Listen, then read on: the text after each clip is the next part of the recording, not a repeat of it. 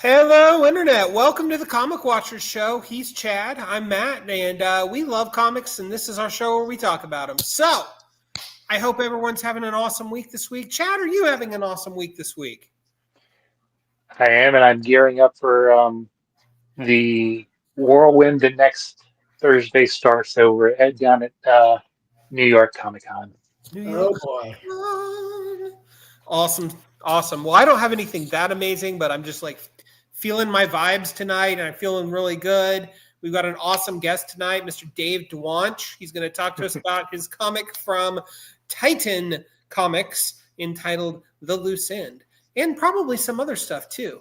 So Dave, how the hell are you, man? Good. I mean, kind of like Chad, I'm getting prepared for next week. Next week, it's like the best of both worlds. The book comes out, and I get my wisdom teeth pulled out the same day. So Yeah. get ready for some really fucking awesome tweets. I'm going to be like just hopped up and just, woo, buy the book. Listen, man, the best part about getting your wisdom teeth out is you get those awesome painkillers. Yes, I very rarely get a chance to play video games, but Hollow Knight Silk Song came out, and I requested Wednesday through Friday off, and so I am hoping that I can just concentrate on that. Just be bedridden and play video games. It sounds like Right on. Well, Yeah. New York Comic Con can be like getting your wisdom teeth out sometimes. Oh yeah. Man, so Dave, where are you coming to us from this week? Colorado. This is not a comic shop. This is my office. So, I love your office. Yeah, I mean, it's like during COVID, I got transitioned to work from home with my day job, and so this thing just became like my happy place. And you're only seeing just a little smidge of it, but man, it's awesome. That is amazing stuff. So, speaking of amazing stuff, let's talk about your new comic, The Loose End. Yeah, there it is. Yeah. Yes, there it is. Chad has one because even though the comic isn't out yet, and I think, correct me if I'm wrong, it comes out next week. Yes. But Chad is a better human being than me, unless, of course, he stole it. I just think that he got it alongside, the leeches he got from the dark web or something. Yes. Yeah. So, all right. Well, Brother Dave, the floor is yours. Tell us all about The Loose End. Cool. Yeah, well, it was born out of a event in my life, like a lot of my books are. The first month I dated my wife, we were just, at the time just dating. The first month of dating, she was like, "Hey, do you want to go to a wedding?" And I'm like, "Yeah, sure. Where?" She was like, "Lebanon."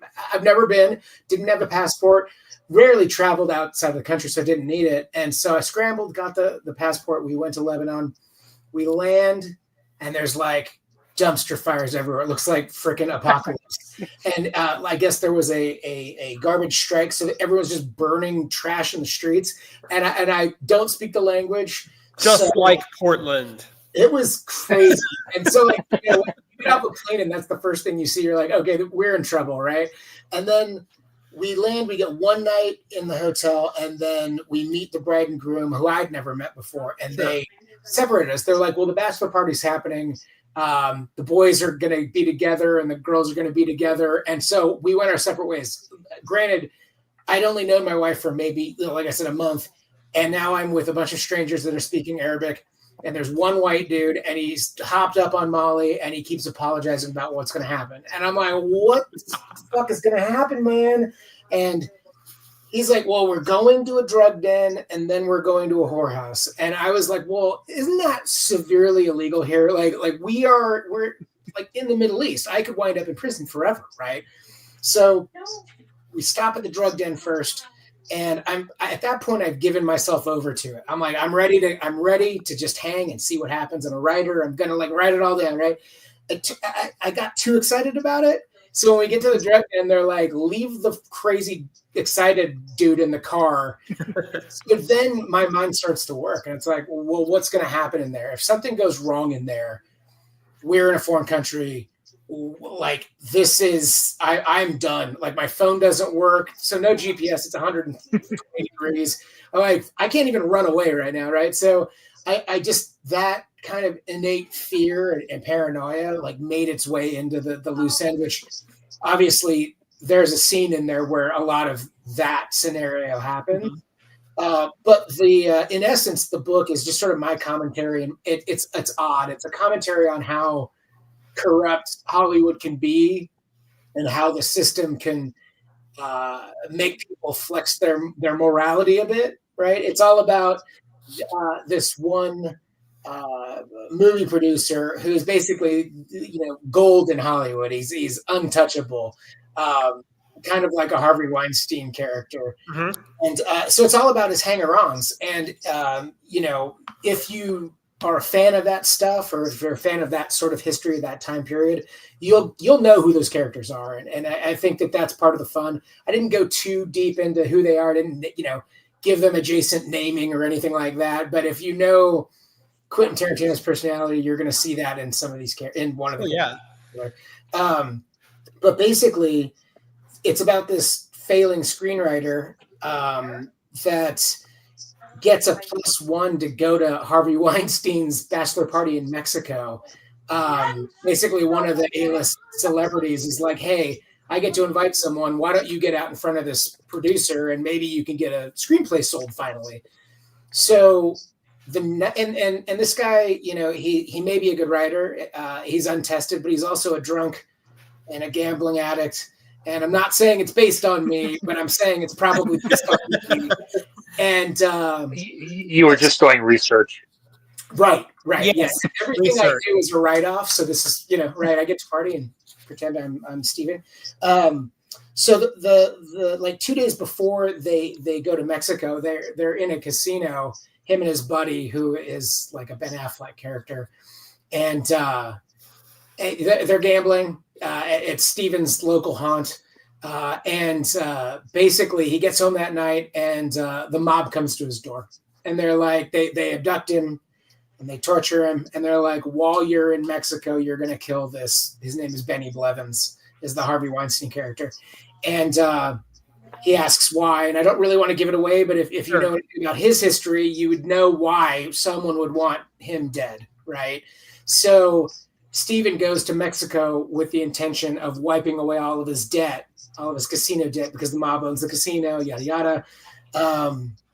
Then bad things happen in Mexico. And so it's really a survival buddy comedy set in Mexico with the trappings of old school Quentin Tarantino, Miramax action movies. It's not at all, really. It's pretty fun. I really, I don't want to spoil too much of it. But there's a lot of like you just described a comic that the comics gods made just for me. Well, and I wrote it, as you do as a comic writer, you're like, what would this be like as a movie? So I wrote the screenplay. Like I just was like, everything about this, from the captions and the dialogue, it's all directional, like you would read in a script, like exterior warehouse, 1 a.m., that sort of thing. So you're not like looking at captions and thinking, oh, it's a traditional comic book. And my buddy Jason Martin, who I love dearly, was like, you always write screenplays. I can't wait to see how you fail with this one. And then he read it and was like, okay, you did it. And I'm like, that was the proudest moment of my life, was when Papa Jason told me that I was doing it right, So I know I've known you since the mid-aughts or whatever. How did this title? I know you've done work for Dark Horse and stuff like that. How did you end up at Titan? Well, I had done a book, a comic book tie-in to a video game called Astroneer, which is a book. The game is on PS5, PS4, Nintendo, the Switch. It started out on Steam, but it got a huge cult following. So, I have all of these like mystery benefactors. Hello from Venezuela, Maro. It was so I've worked in video games a little bit. So I've got like mystery benefactors from the video game industry that just like working with me and hanging out and stuff. So System Era called and asked me if I would write their, it's not even an adaptation. It's almost like a continuation of the story from the video game. And it wound up at Titan. And it was really weird. It was like, I was just the writer. I got hired to be the writer. But then like contract negotiations started happening and they kept including me in the emails. So like I got all of the emails from all of the people that work at Titan in the contract. So I met the president through that. And I met like the editor in chief, and I was like, that book became a huge book for them because it's got a huge cult following. So it was like the #1 book on Amazon for that age bracket for like 2 months. So like it was a certified hit. So I was like, hey, I'm the writer of that certified hit. Can I pitch this to you? And I pitched it to the top brass over at Titan. And then we had a conversation, and they were like, this feels a lot like maybe a hard case crime book. So at that point, I was like, well, yeah, that's what I write. I typically write crime, but I write crime across genre. And so it was a perfect fit with them. And they were super supportive of the book. I swear, like, no notes, which is odd for anyone to be like, like even in the vetting of it and the actual editing process, there were minimal changes. It was literally like accents above vowels where, my Spanish ain't so good, So it was really, really great. I mean, like, honestly, best experience I've had. And I honestly, Titan's been so gracious and supportive. Like I want all of my books to go through Titan. No offense to anyone else, but they're just great. So you've been around making. Let's rewind a little bit. Sure. How did you break into comics, and what are some of the highlights of your career so far? Oh God! So I did it the ass backwards way. I literally I was sitting around a convention. It was Heroes Con. It was the last time I went to Heroes Con, and I was just starting out. And I used to joke that they would put me in Sex Offender Alley, which is literally the last aisle of the fucking convention, facing the women's bathroom. So like I was like, why the fuck do you keep putting me in front of, like, I do not want to watch ladies pee all day. Like, and then like as you get, more ingrained in the industry, you start moving towards the front, and then you become a guest, and then you're on the perimeter, like everyone else. But that show particularly was terrible, and I was next to Jeremy Whitley, and he was having a terrible show too. So by the end of like day one, I'm commiserating in the con bar with a bunch of people that are like in Sex Offender Alley. And we're like, how do we break out of Sex Offender Alley? And then, I started looking around at the talent base, and I was like, we have a lawyer. We've got a really good front man. I have impeccable taste, so I'd be a great creative director. And then we founded Action Lab. And for a while that was really good. And then the person that was the money guy came in, and that's kind of what, at the end of the day, kept that company alive and also ruined that company. But to begin with, we're going to do a Kickstarter, right? We're going to do a Kickstarter for like 4 books. And rather than do a Kickstarter, no, I'm sorry, we only did 1 book. It was Fracture. And it was by Chad Ciccone and Sean Gabarine. And then I wound up coloring it, lettering it, editing it, and just working hard. And basically we did a Kickstarter for that. We did the Kickstarter. It worked out fine. And instead of printing the book, we bought a printer, which I would not recommend to anyone in the world to just be like, yeah, take your Kickstarter money and get yourself a printer. Because then the responsibility of that is all on you. If the print goes down, you can't get your money back. And you've got to fix the machine before you get the print run out to people. So there's like quality control in there that was really shitty at first, like really, really bad. But then we weathered that first year, got the Eisner nominations. Jeremy, I had met at that convention. We'd done the book swap, and I went home and I read his book, and I was like, wow, this book would be really good with a different artist. So then I started putting teams together. And then like literally the year after that, I'm lettering and editing Princeless. And did I color it? No, I didn't color it. But I did the logo designs for all the books in those first 3 years. And then we got the Eisner nominations. And then it was off to the races. And it was like, okay, being at the Eisners that year, we knew we weren't going to win, but like we get nominated for best single issue. And people are kind of clapping like, what is that? And then we get nominated for best YA book of the year. And everyone's same image pops up. And everyone's like, what the fuck is that? Then the cheers and stuff. So like, that really cemented that company. And then we did it was weird. We grew too quick, too fast, and I think that's a lot of problems with a lot of companies. And then it becomes about churning, Right. and then the quality goes down. The numbers game. The brand equity goes down. You diversify. You create an all ages brand, and then a just kids line, and then you have the R-rated stuff, which is always my favorite stuff. And then you get licenses like the NFL, and then you're like, well, what do we do with that? You just start getting there, and you're building and building and building. But by the end of it, the money people were more concerned about cash flow than they were about quality.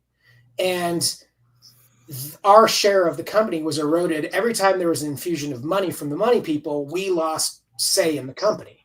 So by the end of it, like it was a ghost of its former self. Mm-hmm. And at that point I was like, I'm 40 and I feel like I've been servicing other people as much as I possibly can. And it's time to be selfish and I have to work for myself. And then, I went to Puerto Rico Comic-Con with Brockton McKinney, who's like the love of my comic life. He's like my brother's sister wife. And we came up with Jenny Zero. We were drunk in the streets throwing beer cans at each other and came up with Jenny Zero, woke up on the couch hugging in the morning. And we were like, what happened last night? Well, we created a character. Let's go find an artist on Instagram. And we found Magenta King. And then Dark Horse picked it up. Like that, we had been working on it for a couple of years. But when we were ready to shop it, Dark Horse was like they snatched it up. And I couldn't have been more proud that Dark Horse was my first really big foray into like mainstream comics. I'd done some work at Image, done some coloring, done some lettering, done some editing, but I never had a book there. And I still don't have a book at Image, which I think is odd, but all my friends have done it. But for me, being at Dark Horse, being a Titan, having a book go through Scholastic, all that stuff, like those are the peaks that, and then just going to cons, hanging out with Chad, like you get like, you come home on wings. You're floating home with inspiration when you go to a convention and you get to see that work reflected back at you. Like I get so stoked going to conventions. It's like the only reason I go. It's like not a huge moneymaker. Like you just get out there and you talk to people and you get your work reflected back at you. That's like the biggest win you could ever have in a comic. Someone comes to your table with a book for you to sign. What are you talking about? Like, that's crazy. You went through the effort of going through your collection and knowing that I was going to be at this convention and then seeking me out personally, man, that shit is like huge high gold. Yeah, it's great. Yeah. So many lows, many highs. I don't know. I mean, I think that I left Action Lab. Like I did a good job and then they made me president. And then I was like, I'm changing all these shitty contracts. I never signed that contract because I knew how shitty it was. And when your pitch to a creator is, don't give me your best book, make this your first book, not your last book. I'll get you out there in the public, but I'm going to tell you right now that the contract sucks. And then they made me president. I was like, I'm changing this contract. And then the money people were like, no, you're not. I was like, then I quit. Like, the only reason I took the president job, I only had it for like a month and they wouldn't let me change anything. So I was like, well, then fuck you. And I signed all of my books off to Action Lab. I said, I stand with the creators. And a lot of creators don't know that. Like a lot of creators would probably, it's really easy to villainize people that work at companies that are struggling. I don't want to name other companies that are struggling, but it's super easy to villainize everyone that works there, and I can say that like everyone starts from a place of positive intentions, at least in my experience. It's just as time goes on and the desperation becomes a factor and money becomes a factor, it becomes less about the flight of fantasy that we all love to create. And it's more about the bottom line, right? And that's not where I want my stuff to be. I never want to be in a place where I have to make compromises to put a book out. Yeah, life's too damn short. Titan and Dark Horse. It's been like really great, and a lot of people will say the same thing about Image, but then on the flip side of that, they're really relying on the creators to promote their own books and have their own networks and stuff like that. So like there's pros and cons to every situation. I would just say that if you're a creator, don't sign a contract because you're comfortable with it today. Sign the contract that you're comfortable with 10 years from now, because Mm-hmm. Someone will take your book. You don't need to sign that shitty contract, and then, through that, I was able to buy back the rights to Cyrus Perkins, and for an amount of money I cannot disclose, but it was more than I was comfortable doing. But it was also the right thing to do in my heart, and my wife completely backed me on it. And so now the sequel to that's coming out next year. Very awesome. Yeah, congratulations. Yeah. Thank you. I mean, that's another one where, if the loose end was based on a bachelor party gone wrong that I went to in my mind, then Cyrus Perkins is the one where I literally was dying in the back of a taxi cab and wrote a comic book about it. Like all of my shit is oddly genre, and it's like off-kilter genre with a sprinkle of like truth from my life in it that makes the book heartfelt. And at the end of the day, I want people to understand who I am as a person, not just a creator, when they read my books, So I don't at one point I was like, I got to machine gun out as many books as possible to stay relevant. And that's just in your head, man. Like, that's just bullshit. Like, do the book you want to do and put your heart on your sleeve and leave it out there beating on the table for people to read. And don't worry so much about like the vindication of it all. Like I said, having the work reflected back at you is like the best thing about comics. It's a smaller industry. You get to you can hug and shake hands with your fans. That's so cool. Yeah. And I've had more grown ass men tell me that they cried at the end of my books than I would have expected, and I think that just comes from the fact that a lot of what I put into the books it's shit that made me cry. You know what I mean? So yeah, I mean, and the loose end is like my, it comes from my frustrations. Like, how far are you willing to go to get that movie made? How many exceptions in your life and in your morals are you going to make exceptions for to hang on to the coattails of a Harvey Weinstein? How many of those people knew that he was a fucking monster? It's like, I'm sure it's like the worst kept secret in Hollywood, and yet no one did anything about it, because they didn't want to live in jeopardy. Like, Mira Sorvino's entire career got destroyed because of him. Like, it's wild, So I just wanted to do a love letter to the things I loved about that time period, and also turn up my middle fingers at the things I hate about that time, Mm-hmm. And it's also kind of fucking funny and dark, it's dark humor. It's pretty fun. Now, I know you've been writing lately, but you get to, lean into your drawing and stuff, because again, I still have them. Yes. Yes. God, where did that guy go? God damn. Yeah, okay. So yeah. One of the books that I got back from Action Lab, because it was pre-contracts, and I was like, and we did it as a signature series book, which was like a short run of 500. So there were no real contracts. It was sell the 500 and we're done. And one of those books was Space Time Condominium. And that was a book I drew. And I did 2 seasons of it, and I always had a third one. And, it was super meta. It was about a TV show in Canada.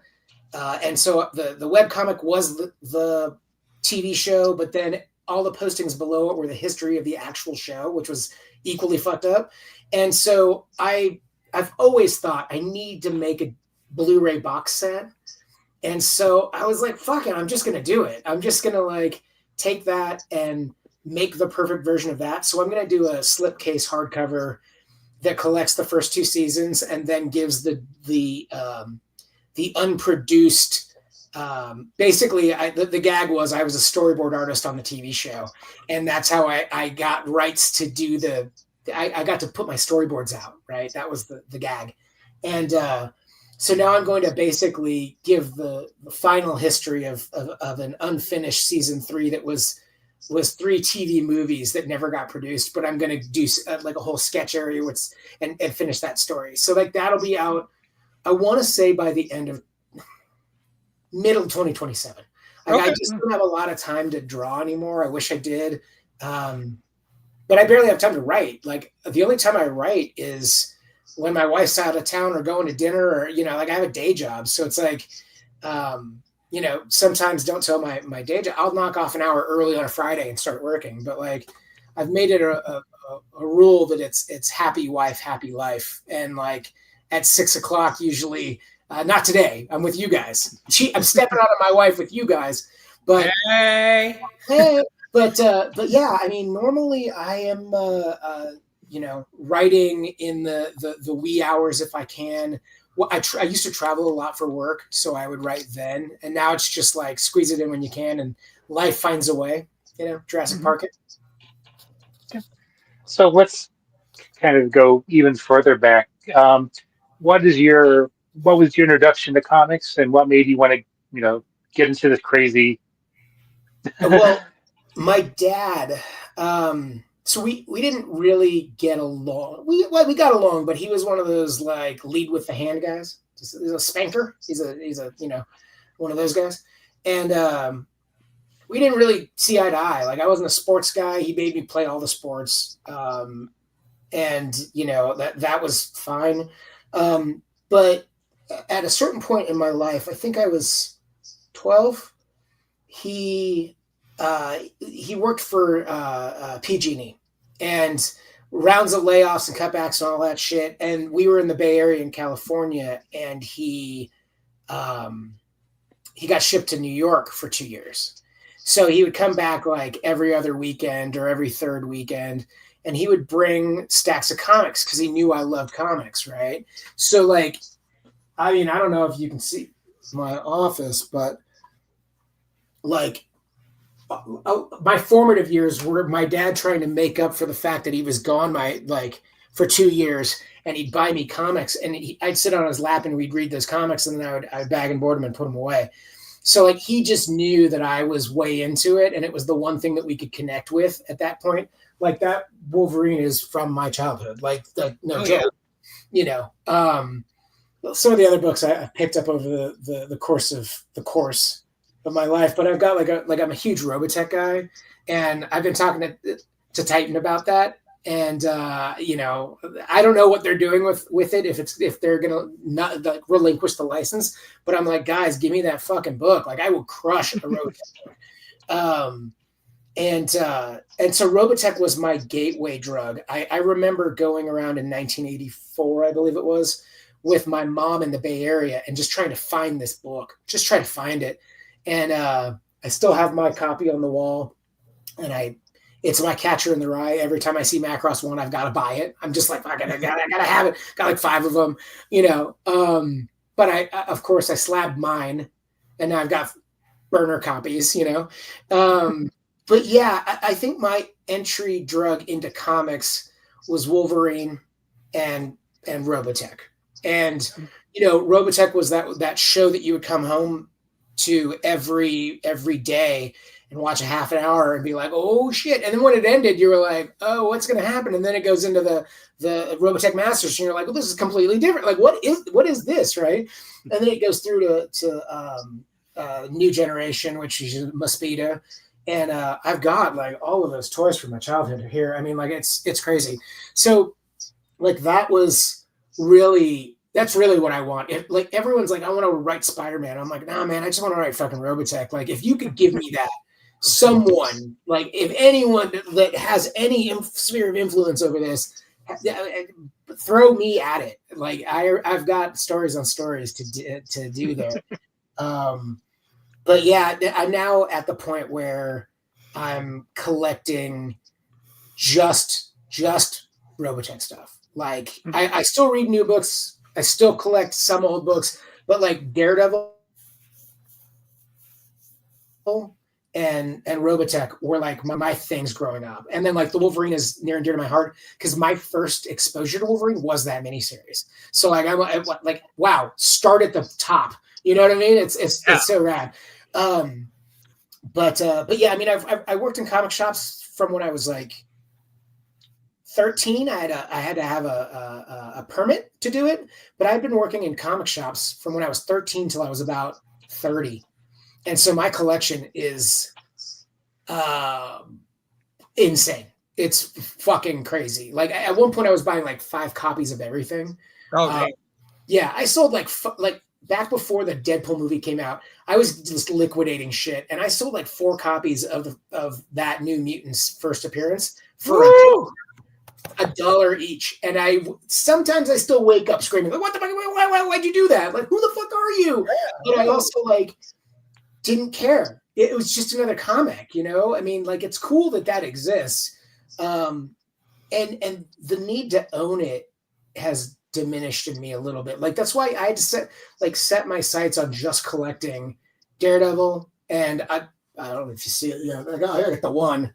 But after you get the one, it's like, well, why do you need anything else? Like there's such a dip in Daredevil quality. I mean, like the art's always good, but the stories in Daredevil's villains are always sort of lame, you know? Like I don't give a crap about the Animen really, unless you let me write it, because I'll write the shit out of some Animen. But like that's the sort of thing where like I always thought, man, I really want to write like Daredevil. I really wanted to draw. And then I just realized that I've got a unique voice that may or may not lend itself to that character.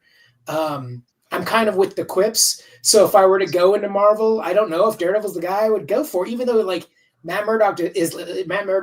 By the way, they call me Matt Murdock. My wife, she's like, "You're so insensitive." She's like, "Stop Matt Murdocking everyone." She's like, "You're just like Matt. Matt sucks. Matt's the worst dude." And he's like so self-absorbed. And I'm like, well, maybe I can write Daredevil, but like, I would want to bring some fun into it. You know, I do like his villains, but Spider-Man villains are just so New York. You know, like if you're in New York, if you could play with a Scorpion or a Doc Ock, why would you ever want to play with like the Ox? You know what I mean? Like it just doesn't make sense. The Matador. Unless you really coolify that, you know, like Dawn's. Yes, but you know who could do it? Jeff Johns could do it. Jeff Johns could take any villain and make them super fucking cool. And like that's why the Flash villains, that's not why they're dope. But you know what I'm saying, right? Like they were not dope before Jeff Johns came in and fucking. Jeff Johns took a dude named Ocean Master and made him a Justice League level threat. Yes. Cool. Yes. And it makes perfect sense why Ocean Master would be. But yeah. So yeah, I mean, like, given the chance, I always like to think, and this is nothing against anyone, but like I always think of the big two as like supermodels that I'd only want to date for a couple months. Does that make sense? Like I would be like, hey guys, look at me. Look at this. Okay, cool, man. I gotta go play some fucking video games. I don't have time for that. You know what I mean? Like there's a reason why Giselle and Tom Brady are not together, right? There's like no way. So you've mentioned a few already, but what writers inspire you, or do you look to for how they craft the story? Oh man, it's a really tough question, because I mean, back in the day, I would say, man, I mean, honestly, even to this day, fuck it, like Mark Waid is the shit. Mark Waid is like a number one for me. But I do a lot of crime noir, and like Bendis was like a really big, when he was doing the crime stuff, like when he moved over from like Torso and, you know, Fire and all that stuff, I was like, this Marvel stuff is cool.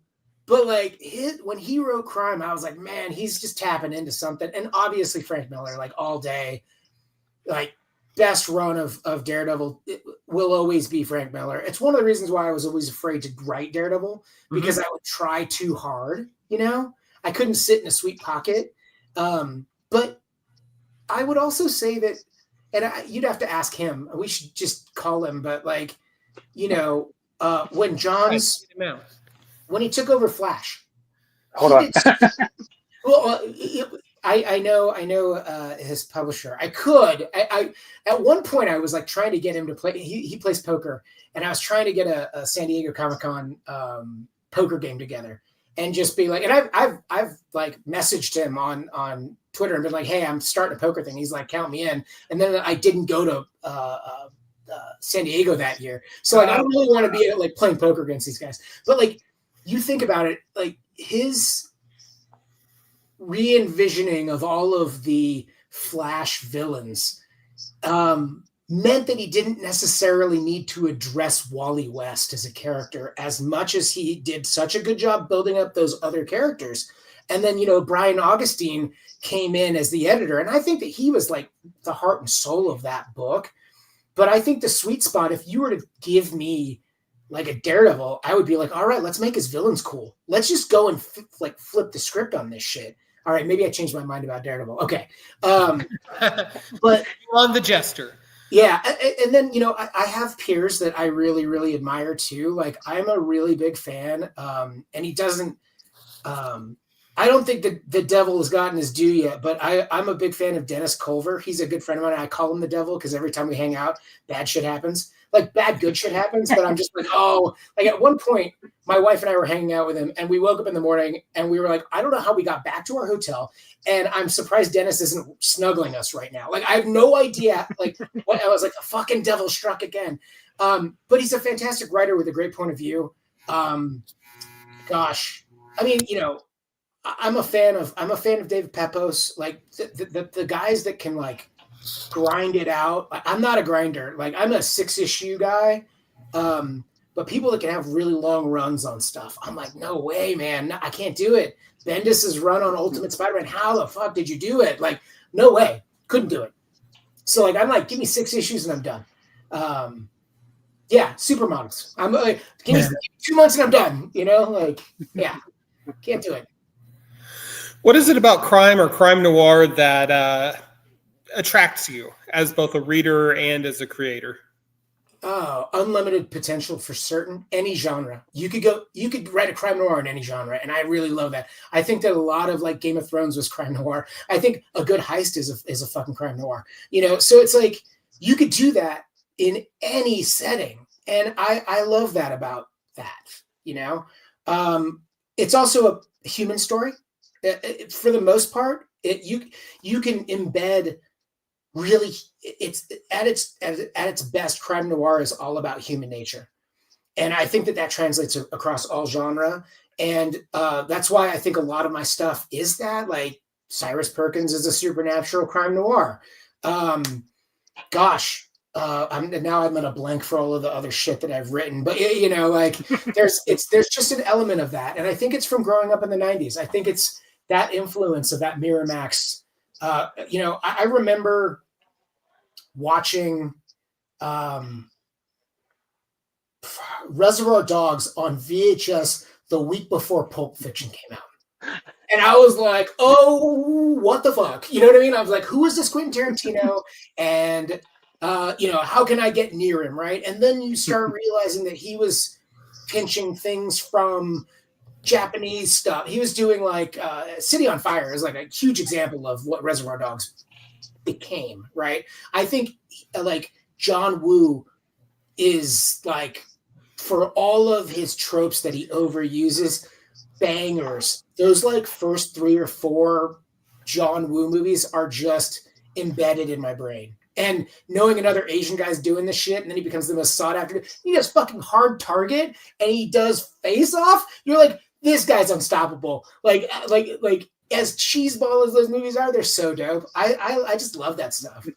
I love a good samurai flick too. So like, yeah, I mean, I grew up in the Bay Area, and we had this in Berkeley. It was the UC Theater, and every Friday they would do either like it's a block of 4 movies, and it was a theme, and it was like crime noir or over-the-top action or horror. So I got embedded in that culture in a way that like I did it with my friend John, who also John Williams, Super Ugly. That's how I dragged him into comics. Then he became a rapper, and like he's never make it as a supermodel. Yeah, never make it. Well, I'll tell you, he can rhyme rings around any of us. That guy is amazing. And shout out to him. He's got a new album coming out, and yeah, I mean, we're in our 50s, so like, making comics and making music at this point, you can't do it for the fortune and glory. That shit has sailed. You could probably get there, but that's not the point anymore. The point is you do it because you love it. And that's what I think makes, the work pure. And like, I usually take a step back after writing my shit, and I'll wait a couple years and I'll go read my own stuff, especially if I'm working on a sequel, obviously. But like, I'll read my shit and be like, who the fuck wrote this? Like, I didn't write this. I channeled every experience I had, everything that I've done in my life somehow makes it into my comics. And I write weird autobiographical fiction, genre fiction. It's really weird. Yeah, I don't know if I could apply that to Spider-Man. You know what I mean? Like, I would be, I guess it depends on which Spider-Man we're talking about. But Hey, Now was it earlier this year or in the last year that you ran your last Kickstarter? Last year it was the Automaton, and that was another. Look at this guy here. You're on video, so I made these awesome. And look at that. sweet. My action figure. Look at that. Only 10 made. But that is my love letter to. It sounds cheeseball, but it's like my love letter to my dead gay uncle. He was closeted, and again, it was like, I think it was around when my dad was gone, and he'd come over and we'd have heart to hearts, and he came out to me at like 12 or 13, and he was like, please don't tell anyone in the family. I'm half Italian. He's full Italian, and he was like, this is just between us. And I was like, no worries, it's all good. But like, he was like, don't let anyone chase you away from your dreams. He's like, there's plenty of things I have to keep a secret. Never keep yourself a secret. So that solidified my comic book journey. And the Automaton, basically my Walt Disney character, it's a murder mystery set in a theme park. Someone pushes him out of his tower as he's giving his retirement speech, and then his Imagineers take him into the tunnels, and then they upload his consciousness into this robot body that I just showed you guys. And it's then is told through the eyes of a caricature artist that witnesses his death, sneaks into the tunnels, and then kind of becomes his sidekick. But that sidekick is me. Her story is my story. Like when I fought tooth and nail to go to art school, I drew that, like the California College of Arts in the Bay Area called me and they said, we saw your portfolio, we want you. And I was like, how the fuck did you find my portfolio? And I guess someone at the school I went to gave it to them. And I was like, that's crazy. And I was so excited. I got off the phone and my dad was like, you're not going to art school. You're going to be an engineer. And I was like, well, what? And he's like, no, we're not paying for art school. So I ran to my room crying and I drew a picture of my dad ripping my heart out. No, sorry. I'm ripping my dad's heart out. And I changed it for the book. And I said, this is what it feels like. And I left it on the dining room table. And overnight, he comes into my room the next day and he says, you're going to art school. And then I went to art school and I did not like it. It was not for me. It was too structured. I was a little bit all over the place and maybe a little young. And I dropped out. My parents kicked me out of the house. So I wound up floating around from couch to couch, found my friends through that. Grant, rest in peace, who the book I dedicated to. We wound up living together. We wound up airbrushing T-shirts in the mall. We did a bunch of crazy shit. And it was over a year ago, but Grant was dying and I brought the finished book to him and I was like, dude, well, first John called me and said, hey, Grant doesn't have long. And forgive me if I get verklempt because this happens, but he was like, you need to come now. And I was like, fine, I'm on the next plane. I brought my iPad, book is completely done. And I was like, I really want Grant to read this. Like, he needs to see our story in this book. And then it became less about my uncle, who's the Walt Disney character, and more about the life that led up to me being that character that was influenced by my uncle. And so I brought it to Grant and he's so morphined out, he couldn't read it. Like, I stayed with him for 7 days. Watched him die. It was the hardest thing I've ever done. And then when I got home, I made one little correction to the book before I took it to the printer, and the first page says for Grant. So like full circle, again, life influences art influences life. Grown ass men have cried at the end of that book because of the heart that's in that book. And, you leave it on the table for people to read, and I'm talking to some producers now in Hollywood, and they're like, why have I never heard of this? And I'm like, I did it on Kickstarter, and I did it because I wanted my version of it. I wanted a hardcover. I wanted the perfect version of this book. A publisher can do a soft cover. A publisher can do issues. But there's no guarantee I'm going to get the version that I want, which is the hardcover, right? So fuck it. I'll just do it myself. I'll have a small fan base. I'll grow it organically. And I'm almost, man, the regular edition, I think I printed like 2,000, and I think I'm down to like maybe 500, which is bonkers considering I've only done like 8 shows this year. Like, it's just, it's taken off in a very weird, organic indie comic way. And, it's on a couple desks, a couple publishers, and we're talking about soft covers, but I honestly just felt it was important to like retain as much of myself as possible in the process. So did all the book design, did all the lettering, editing, helped with some of the design work on the book. It's just one of those books that's near and dear to me. And it's a murder mystery a la crime noir, but it's set in a Disneyland theme park with a robot. Like, who the fuck does that? It's fucking weird, but that's just where I'm at, and then I'm like, can you make a murder mystery crime noir for kids? Yeah. It's called The Automaton. Like, just, so yeah, I mean, like, I think anything is possible in any genre. You just have to open your mind up to the possibility that you need to not write for, you can write for yourself. And obviously I did on that book, but you have to write with an audience in mind too. Like there's stuff I omitted from that book just because I was like, it doesn't fit the vibe. I think it's cool, but it doesn't fit the vibe. So yeah, I'm really proud of that book. And then the fact that the 1-2 punch of The Automaton and then the Loose End coming out, like completely polar opposite books that speak to completely different people.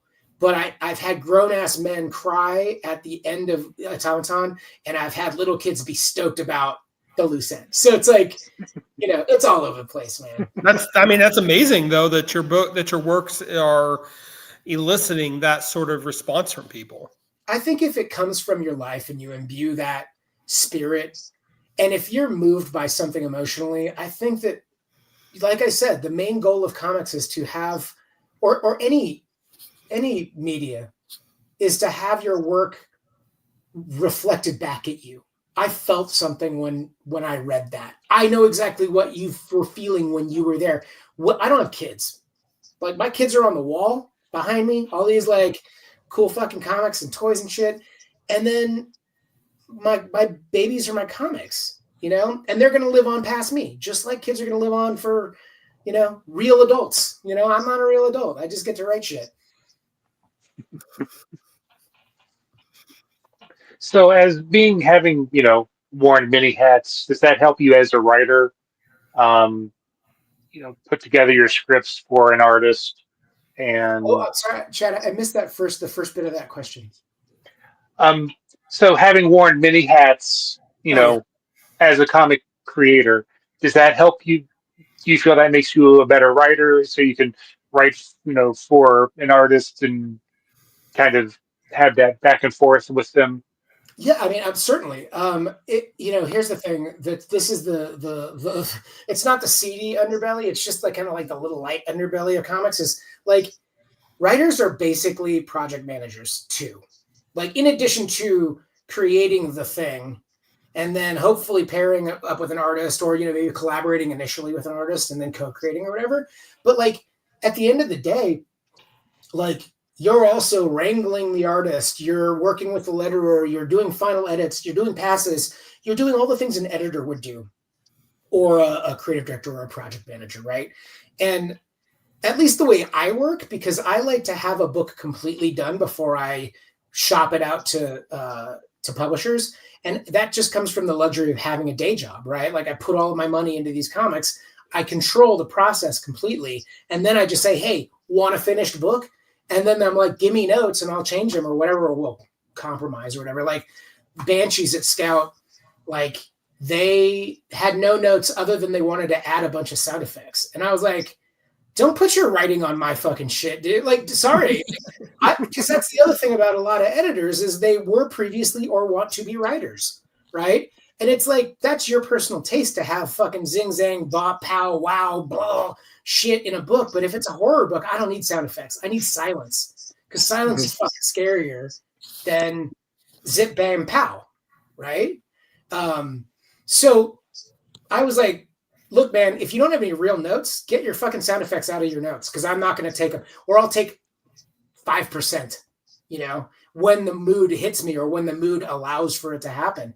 But like, and you know, no offense to Scout in general. It's just that's the interaction that I had with that one person. And once I made my point clear, that ceased to happen. You know what I mean? But yeah, I think that being a jack of all trades or being a B- at everything does help in the creative process. You know, like because I was an artist, I speak that lingo.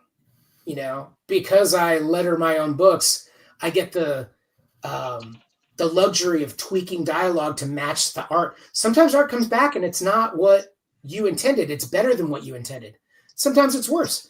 And sometimes you're like, well, how do I fix it? Or how do I enhance it? Because it's so much better than what I fucking put on the page, you know? And that happens an awful lot with Santiago. Santi, the guy who did the Automaton, is just one of those guys that gets me and elevates my work like in a way that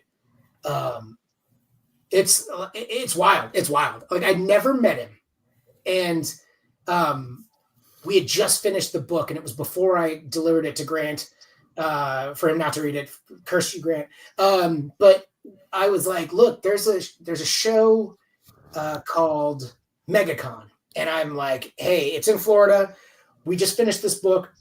Why don't you fly out from Argentina and join me and we'll go to Disney World and we'll celebrate the finishing of this book and we'll write it off as research because no one knows this book exists yet because we haven't even shopped it around. I still haven't even really shopped it around. And so we went, he shows up at the convention. I've got his badge and he gets off the little tram bus to the convention and I see him and I run up to him and I give him a big old hug. He gives me a hug and I pull away. He speaks no fucking English whatsoever. He's been taking all of my scripts and putting them into Google Translate and translates the scripts and then makes them 10 times better on the page. And I'm like, oh no, we're in a 90-day fiance situation. We don't speak the same language. So the whole time we're in Disneyland or Disney World and at the convention, I'm like doing the thing with the phone. Hey, blah, blah, blah, blah, blah. And he looks at it and he talks into it and we just go back and forth with the phone. That's how we existed for like an entire week. But at the end of it, we hugged again and we were like, we'll be brothers forever. And that was the last thing we both said. And he said it in English, you know? And I'm like, oh my God, like this guy is like, he's the guy, you know? You spoke English the whole time, you motherfucker. That would be amazing. Dave said some really weird shit when he thought I wasn't understanding him. Yeah, I don't know. It was great. But yeah, like an artist can elevate, an artist can take too many luxuries with a script too, you know what I mean? Like subtracting panels where you know that like, I'm like, my notes in my scripts are like, look at all the dialogue in this panel, leave room. You know what I mean? Like that kind of shit where I'm like, I know I'm going to have to letter it too. So like the last thing I want to do is destroy your artwork with my lettering. That's like the worst thing. And you used to see it a lot more, especially like in the 90s and early aughts where like a letterer would completely destroy a book. It's not so bad anymore, but I can tell, I know bad lettering, and bad lettering to me takes you out of the experience. You almost shouldn't even know the lettering exists. You just want to read it in a fluid way that doesn't confuse you and get what it's because it's interactive, right? You're looking at words and pictures. You don't need to like overdo a script. At least I don't. I know a lot of writers that do, and I've lettered a lot of writers that do, and that drives you crazy. I once edited an entire book and rewrote the script because I was like, there's no way I can letter this book the way it is. So I rewrote the entire script, and it may have been nominated for some Eisners, So, not that I don't take any credit, because honestly, I read the initial version of Princeless and thought it was genius. It just needed to be refined. And I wasn't initially the editor of that book until I started lettering it, because I saw so many ways to kind of improve it and I'm already the last line of defense as the letterer. I basically sat down and said, Jeremy, you mind if I rewrite some of this? If you want me to change it back, I can. But, this is a kid's book, and it shouldn't be so wordy that it's distracting from the art, because it's a kid's book. And after I made that pitch to him, he was like, go ahead and do it. And then I did it on the first issue. And then we kind of learned from each other, and he stopped doing some of the things that were a detriment. And then therefore I didn't need to overwrite or underwrite him. And then it just became an understanding that we had over those first 8 issues.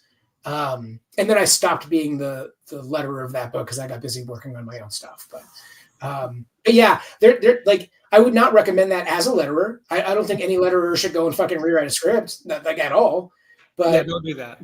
No. But we had we were both learning at that time. We're both finding our way. I think that was probably the first book I lettered, and I look at it and I go, oh, I probably could have shrunk the indents down a bit and shrunk everything a little bit, and made instead of doing the ovals, make them squash ovals to make the lettering even more economical on the page.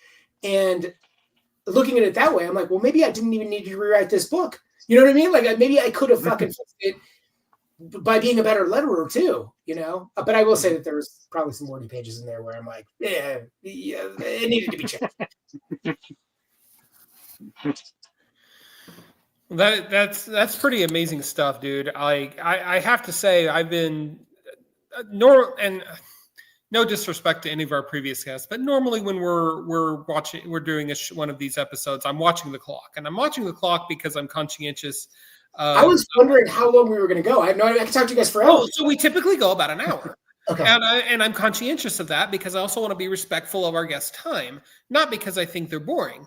But look, I'm in my happy place. Like talking with you tonight, I've been utterly absorbed, and I'm just sitting here and I'm like, holy shit, we're at the end of our hour. How did that even happen? And I think we need more people. I say that to say, I think we need more people with a level of passion about their creation, but not just passion, but the ability to verbalize it in comics. Yeah. Yeah. I'm a really good panelist. I've done myriads. By the way, any convention organizers that need me on a panel, just give me a table. It's as easy as that, right? That's like the tit for tat thing that you do as a creator. But at one point I was on a panel it was breaking into comics. It was a Comics 101. And it was like me and a bunch of old dudes. And I'm old too, so don't get that twisted. But it was dudes that were like Peter Tomasi was on that panel, right? And I'm like, man, you worked on some rad Batman books, dude. You were an editor and then a writer, right? But the 3 dudes to my right were editors that had the contacts to pivot into their own comics, right? So it's like everyone finds a way, but breaking into comics or breaking into Comics 101 shouldn't be, I was an editor at Marvel and then I became a writer, because you already have the infrastructure to grab, some of those badass artists that are working on those books. So when it comes to breaking into comic panels, you need someone like me and someone that's starting out, and maybe someone right in the middle, right? But I am nowhere near done, and I am, well, not that those old guys are done, but I'm nowhere near at my peak yet. Yeah. You know what I mean? I haven't had those big fucking books yet. But that doesn't mean that I'm not going to get there. But I am also content with the work I do. There are no aspirations to do better work. You just want a larger audience. Obviously you want your work to be better, but I don't want to look back and be like, God, I sucked, and now I'm at the pinnacle. I want everything I want it to ramp up. And I think between the Automaton and the Loose End, those are my 2 best books that I've I feel that I've done. And I did Cyrus Perkins, which is like everyone's favorite book that I've done. That's a book that makes little kids cry. I mean, that's like crazy wild how reaction to that. So, Chad, do you want to take us home for one more question? Sure. or don't. I mean, No. I'm just trying to. What's the best piece of advice you ever got as a creator? Oh, shit. Can I tell a story? Absolutely. Yeah. Okay. I might cry at this one too, but I'm a huge Captain America fan. Like really big time. Really so stupidly big on Cap. So I was at a convention and I was like 12 or 13. I think everything happened when I was 12 or 13. I think that those are like the most influential years of your life are going to be the years that you found the thing that you want, and then the people along the way that push you along, right? So I'm standing in front of the writer of Captain America at the time, 1988, I believe, 88. And I've got that Captain America No More Mike Zeck cover with the bleeding flag behind him and shit. You know, you remember that cover. It's so good. Yeah, right? All right. So I get in front of the writer and I'm really nervous because I'm really young and it's my favorite book and Cap is dope and all that stuff. Bloodstone Hunt. Oh, so good. All that stuff's great. So like I'm standing there nervous and Mark Grunwald calls me up and it's real quiet. I don't know why it's quiet. It's WonderCon before it was in LA. It was in Oakland. And I'm standing there. He's like, hey, hi. And I'm like, hey, how are you? And he's like, good. And I'm like, would you sign this for me? And he's like, yeah, sure. He opens it up. And there's like some smudge on like it's like Cap is he's flying, he's parachuting down and it's the Pentagon, right? And there's like this stipple shading on it. And it's like, it looks funky. It's like mushy. And he's like, this isn't right. And he's like, I can't sign this. And I was like, what do you mean? And he's like, this shouldn't look like this. We don't do this way at Marvel. And he turns to the kid next to him and he says, go find this kid a replacement copy of this book. And the assistant's like, what? And he's like, you heard what I said. We don't do this at Marvel. This book shouldn't look like this. Go find a replacement. And I'm standing there just baffled. What is going on, right? And so like the kid's like, I guess, and the kid leaves. And now I'm standing in front of Mark Grunwald, just the guy who did fucking Squadron Supreme, which is like another Kingdom Come before Kingdom Come was out, and you're like, okay, what do I do now? And I'm standing there like basically with my dick in my hand. And he's like, what do you want to do when you grow up? And I'm like, I think I want to work in comics. And he was like, well, what, we got a little time. It's slow and, nothing's really going on. Why don't you come back behind the table and I'll tell you everything I know about comics. And I'm like, I did the Tom Hanks in Bachelor Party where he goes in and he's like, well, okay. And he like kind of jumps in and was like, all right, I'm going to learn everything from this guy. So he starts telling me about panel construction, flow, dialogue, action on the panel, like one major action, potentially one minor action, but, make sure it flows left to right. Word balloons, same shtick, no more than 6 panels on a page unless you're going for a mood. Like if you want to do a 9-panel page, you can do it in Watchmen. And I'm like, what the fuck is Watchmen? I'm 12. So like, yeah, you write that shit down. Oh, I gotta look up Watchmen. I gotta look up Mouse. I gotta look up all this cool shit, right? I gotta look up Zot. I gotta look up Scott McCloud. Like all this crazy learning that you learn from this just by picking it up from people. And the kid comes back with the comic after like an hour.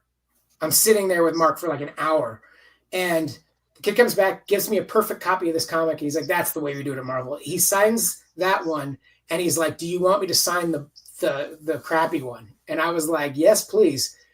And then in college, I got hard up for money, and I sold like a bunch of comics, and I sold the perfect one signed, and I sold my Teenage Mutant Ninja Turtles #1.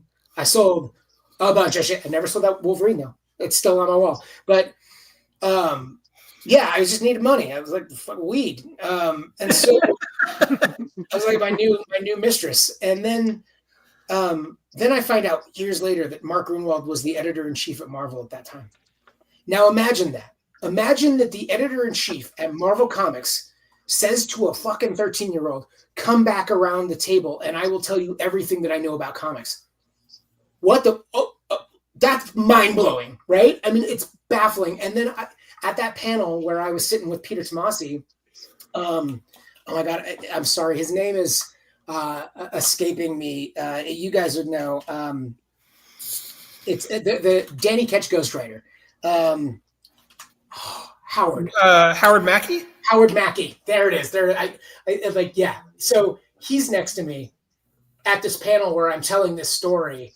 And he was like, what year was that? I was like, 1988. He's like, oh, cool. Because in 1989, I was his assistant. And that sounds exactly like something Mark Gruenwald would do. Oh, man. And I was like, what? And then we both start tearing up at a panel, like where we're talking about getting into comics. And I'm like, yeah, he was the most influential person in my life, other than like my dad that gave me my first comic book, you know, and Mark Nelson, who taught me how to ink, like the guy who inked or did the Alien, the first miniseries by Dark Horse. He did the same thing. Took me behind his table. I brought him a poster that he had never seen before of his own art. And he was like, where did you get that? I was like, Hot Topic. And he's like, what's Hot Topic? I was like, you're old.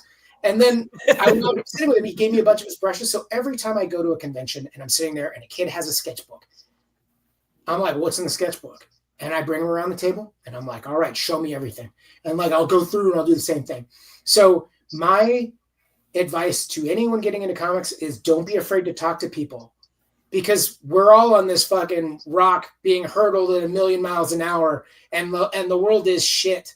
If you can find fucking like connections that are going to change your life, don't be afraid to take that risk, and don't be afraid to do it when you're young, because that's going to influence your entire life. It'll make you a better person. It'll make you want to do the same thing for someone else. And that's like the number one fucking thing. Like the one thing this world is missing is empathy and support. And like, we need to bring that back, and we need to shepherd in the next generation of the next generation of the next generation of everything, or we're just a fucking giant burning rock being hurtled 1,000,000 miles an hour through space. You know what I mean? Like, yep. Yeah, we got to. So that's the perfect way to end this, guys. I mean, like, I can't sum it up anymore. Don't be afraid to take risks and talk to people, because we all put our pants on one leg at a time. Absolutely. Very well said. Thank you so much, Dave Dwonch, for joining us tonight. It's been a remarkable conversation, and one that I think a lot of people could benefit from hearing, and just in general, because of so much positivity and good vibes that came from it. Not to mention A+ stories of putting your pants on one leg at a time and making. Don't get me started on any Comic-Con strip club stories. See, there's a whole other dark side that we can do a follow-up on. Comic Watchers After Dark. Oh my God. It's so good. yeah, it's so good. I mean, like, I got so much dish that I'd have to probably change some names. But yeah, it's good stuff. All right. Well, Chad, who do we have next week? We're off next week because I'm in New York. Okay. So in 2 weeks, we'll be back.